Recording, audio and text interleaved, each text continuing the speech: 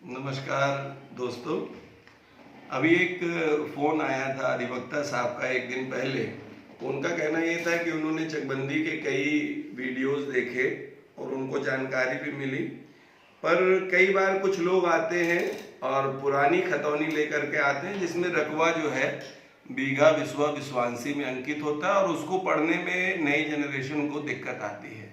और ये फैक्ट भी है, जब हम भी सेवा में आए थे तो हेक्टेयर एयर में रकबा पढ़ते थे। जब बीघा बिस्वा विश्वांसी आया तो हमको भी दिक्कत होती थी। तो उनकी मांग को और देखा जाए तो ये सर्वहित को ध्यान में रखते हुए ये वीडियो बनाया जा रहा है। तो सबसे पहले मैं चाहूँगा कि आपको पुरानी एक खतौनी दिखाते हैं और उसमें दिखाते हैं कि किस प्रकार से बीघा बिस्वा विश्वांसी में रकबा लिखा जाता रहा है। ये देखिए, एक गांव की पुरानी खतौनी है और ये यहाँ पर बिस्वा है और ये भी बिस्वा है। यानी ये अगर चिन्ह को एक डंडा जहाँ बना हुआ है इसको हम 5 बिस्वा मानते हैं, दूसरा भी हो गया तो ये 10 हो गया और 10 2 12 ये बिस्वा रकबा हो गया। और इसी का जब हम यहाँ पर टोटल करते हैं पूरे खाते का ला करके तो जो अंकों में लिखा है ये बीघा हो गया और जो ये 3 चिन्ह बने हुए हैं सीधे ये बिस्वा हो गया। 3 का मतलब एक चिन्ह 5 से है तो 15 बिस्वा हो गया। फिर 3 उसके बाद लिखा है तो 15 3 18 बिस्वा और उसके बाद डैश लगा करके या कोलन लगा के जो अंक लिखा जाता है वो बिस्वांसी होता है। इसको इतनी आसानी से समझ में नहीं आएगा। अगर हम एक कागज़ लेकर के हम बताना चाहें तो जैसे एक को हमने अंक लिख दिया, हिंदी का अंक। जब आप पुरानी खतौनी देखोगे तो एक हिंदी का अंक हो गया। और अगर हमने ये 2 लाइन खींची और उसके बाद हमने मान लीजिए 3 लिखा और फिर डैश करा, फिर हमने मान लीजिए 5 लिखा। अब इसको हमें अगर पढ़ना है तो हम कैसे पढ़ेंगे? एक जो अंकों में लिखा है ये हो गया 1 बीघा और ये 1 और 1 2, 1 डंडा मीन्स 5 बिस्वा, 2 हो गए तो 10 बिस्वा और 3 ये जुड़ जाएगा यानी 13 बिस्वा और 5 बिस्वांसी। यानी अगर हम पुराने शब्दों में इसको बोले तो ये हो गया 1 बीघा 13 बिस्वा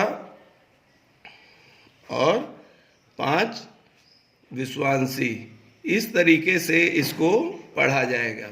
2-1 उदाहरण और ले ले ताकि चीज़ें आसानी से समझ में आए। मान लीजिए ये लिखा हुआ है 3 बीघा और ये लिखा हुआ है 3 लगे हुए हैं, यहाँ पर 2 लिखा हुआ है और यहाँ पर लिखा हुआ है 15।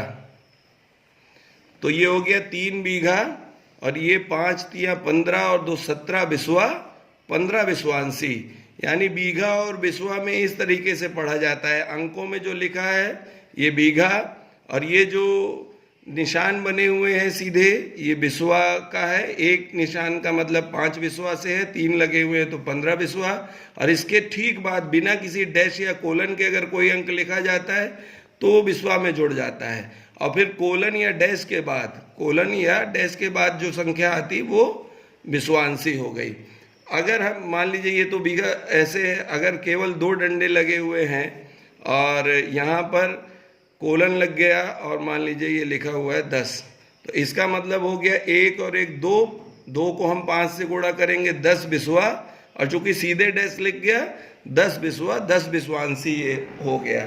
इस तरीके से हम कोई भी पुरानी खतौनी अगर हम पढ़ना चाहें तो देखिए, जैसे ये घाटा संख्या 466, 2 डंडे हैं, 2 लगा हुआ है, बीच में कोई कोलन नहीं है, इसका मतलब ये हो गया ये 12 बिस्वा हो गया।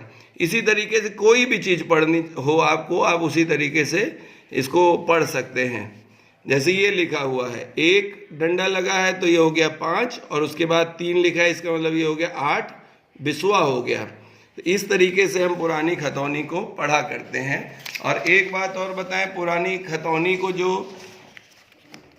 क्या मतलब होता था किसका? पुराना जो 1 बीघा पक्का होता था उसमें जो रकबा होता था वो 0.253 हेक्टेयर रकबा होता था।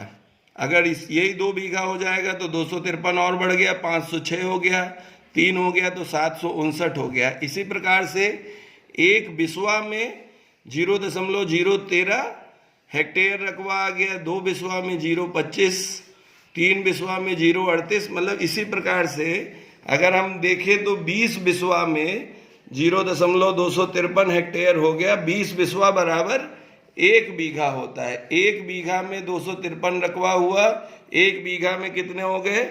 20 बिस्वा हो गए, और 20 बिस्वा बराबर कितना हो गया? 253 हेक्टेयर रकबा हो गया। इसी प्रकार से 1 बिस्वा में 20 बिस्वांशी होते हैं। अब ये देखिए, 1 बिस्वा में ये 0.013 हेक्टेयर लिखा गया है। 1 बिस्वा में अगर ये देखेंगे, 1 बिस्वांशी में 0.0006 हेक्टेयर आ गया। ऐसे ही 2 में 0.12, इस प्रकार से ये 0.126 या 13, आप कहीं कहीं आपको असमानता नजर आएगी कि भाई ये 0.126, तो अगर ये 13 है तो ये 25 है, ये 38 है। ये पुरानी तालिका एकदम हूबहू ऐसे ही चलती है। इस तालिका को आप लोग कहीं नोट करके भी रख सकते हैं।